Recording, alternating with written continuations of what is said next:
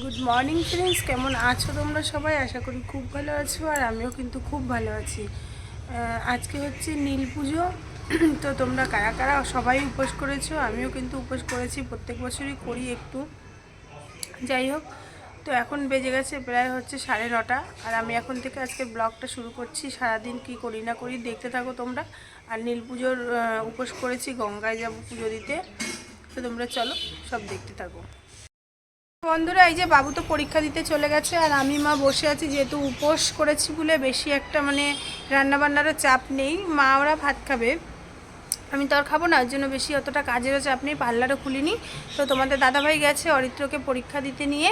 তো আসলে আমরা হচ্ছে গঙ্গায় যাব। তো চলো পরে আবারও ফিরে আসি। গঙ্গায় যাব বলে মা সমস্ত কিছু এখানে দেখো যোগাড়যন্ত্র করে দিচ্ছে। আর এইদিকে আমিও কিন্তু রেডি হয়ে নিয়েছি গঙ্গায় যাওয়ার জন্য। দুজনে দুটো গামছা নিয়ে নিলাম।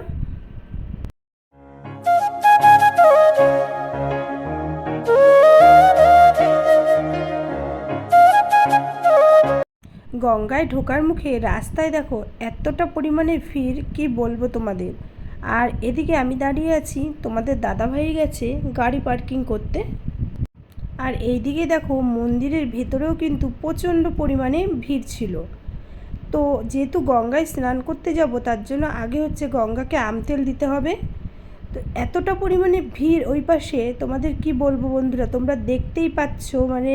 মানুষের এত ভিড়, ওখানে একদম দাঁড়ানোর চান্স নেই। তার জন্য আমরা কিন্তু এবছর এ পাশের ঘাটে এসেই স্নানটা সেরে নিলাম।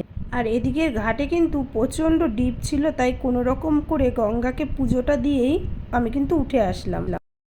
মন্দিরে এত ভিড় বলে বটগাছের নিচেও কিন্তু কিছু কিছু লোক, এই শিবের মূর্তি ছিল বলে এখানেই কিন্তু জল ঢেলে দিয়েছিল। আর আমি কিন্তু এইবার মুকুন্দপুরে জলটা ঢালিনি, কারণ ওখান থেকে স্নান সেরে আর মা গঙ্গাকে পুজো দিয়ে সোজা চলে এসেছিলাম। রাস্তা থেকে যাওয়ার সময় আমি কিন্তু এইখানে এই নীল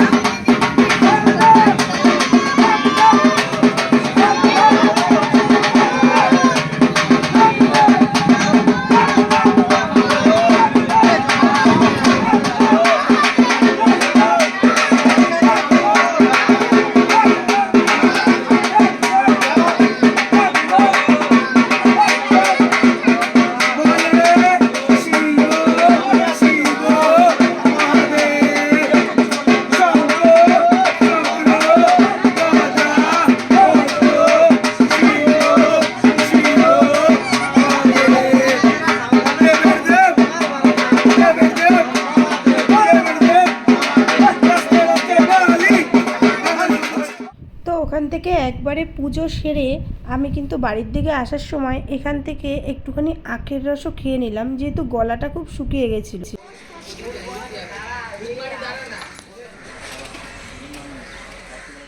তো বন্ধুরা, বাড়িও চলে আসলাম আমরা। তারপরে দেখো মা কিন্তু এখানে আমাকে একটু ফল কেটে দিয়েছিল। তো সাবুও ভেজানো ছিল, তো আমি তখন সাবু মাখাটা খাইনি।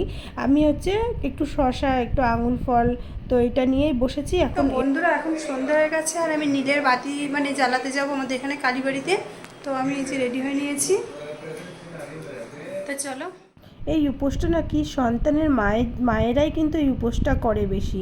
যাই হোক, আমি যেহেতু দুপুরে জলটা ঢেলে নিয়েছি, আর এই নীলের বাতিটা তো সন্তানের মঙ্গল কামনায় জ্বালাতেই হবে, তার জন্য ঠিক সন্ধেবেলা কিন্তু আমি কালীবাড়ি চলে আসলাম।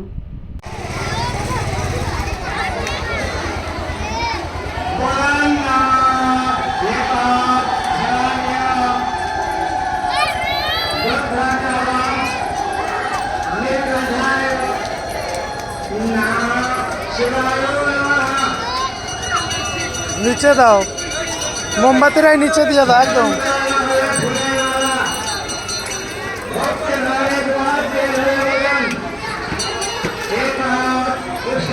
এই পাশে আসো, ওইদিকে আসো, ওই দিক।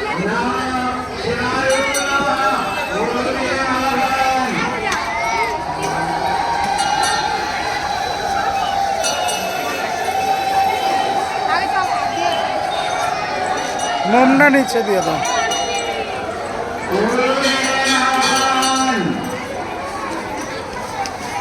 গালা